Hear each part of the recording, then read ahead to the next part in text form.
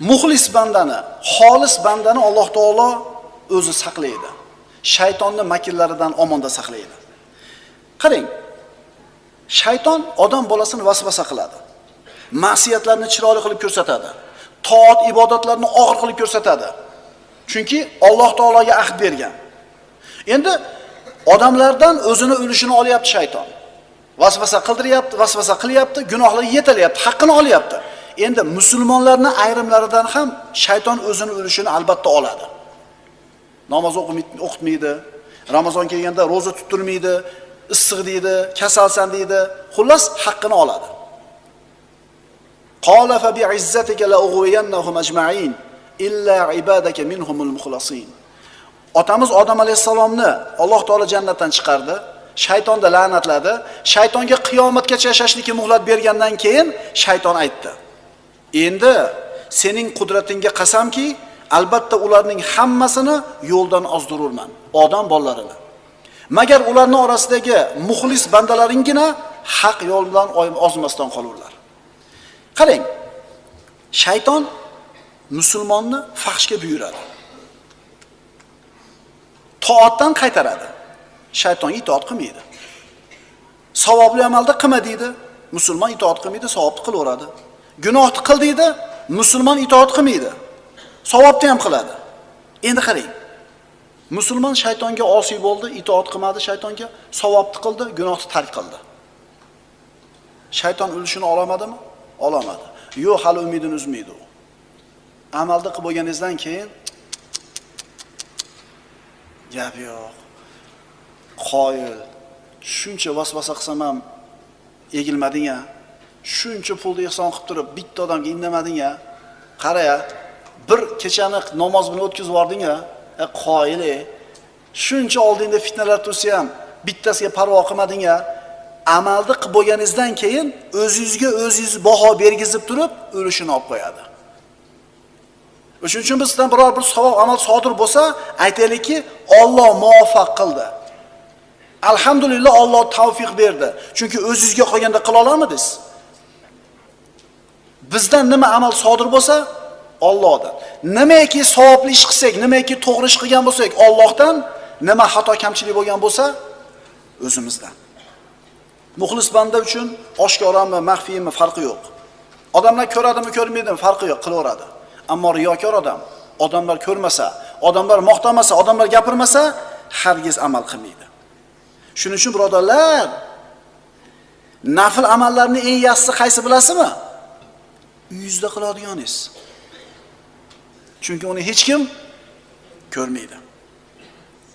Imom Ahmad u kishini ummat ichida qanchalar qadri baland bo'lishiga qaramay, martabasini u bo'lishiga qaramasdan aytar edi: "Qani edi men Makkani hech kim ko'rmaydigan shaharlarida yashasam, birov meni tanimasa."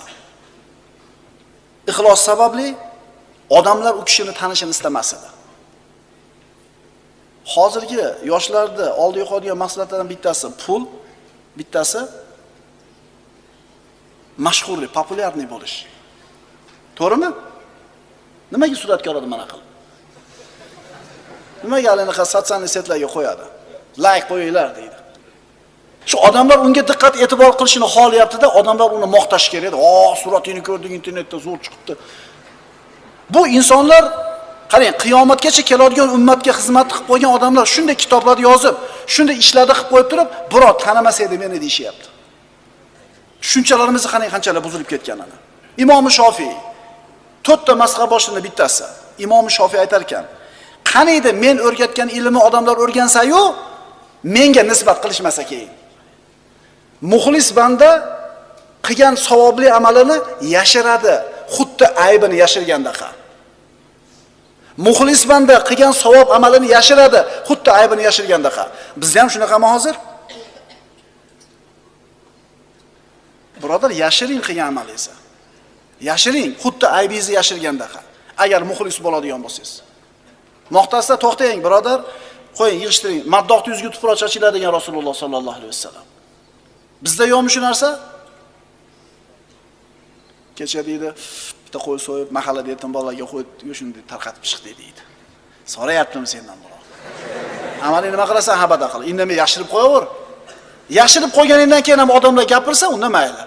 Alloh taoloning hadiyasi bo'ladi u senga. Imom Malik 4 ta mazhabning boshliqlaridan bittasi. Imom Malik o'zini Al-Muvatta degan kitobi bor. Endi xuddi shu Imom Malikning shu Muvattaga o'xshagan kitobini boshqa olimlar ham yozgan. Imom Malikning Muvattasidan ko'ra kattaroq kitoblarni yozgan, lekin ularning hammasi qolgani yo'q. Nimaga Imom Malikning Muvattasi qoldi? Birodarlar, qaysi ishda boshlanishida ixlos bo'lsa, shu amalda samarasi ko'rinadi, tamomiga yetadi. Ayrim kishilarni qilgan amallari, yozgan kitoblari qoladi, ayrimlarniki qolmaydi.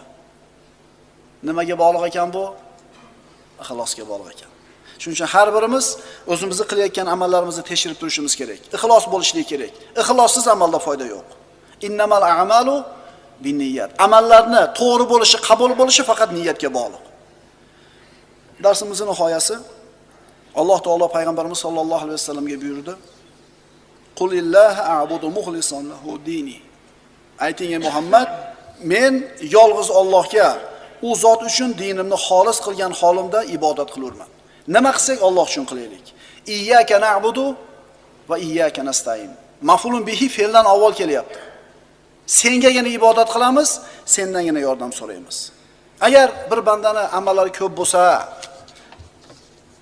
katta bo'lsa, hammani ko'zga tashlanayotgan bo'lsa-yu, agar ixlosi bo'lmasa, bu amal insonni halokatga olib boradi. O'zini halokatga olib boradi, oila ahlini. Astag'firu billah.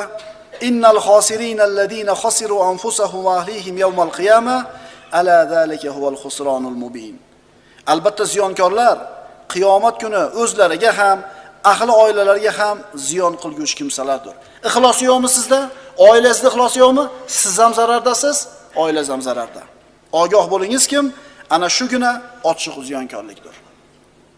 Muxlis banda, riyokor banda. Bu ikkisi hargiz teng bo'lmaydi. Aqulu qawli hada va astagfirulloh li va lakum. Assalomu alaykum va rahmatullohi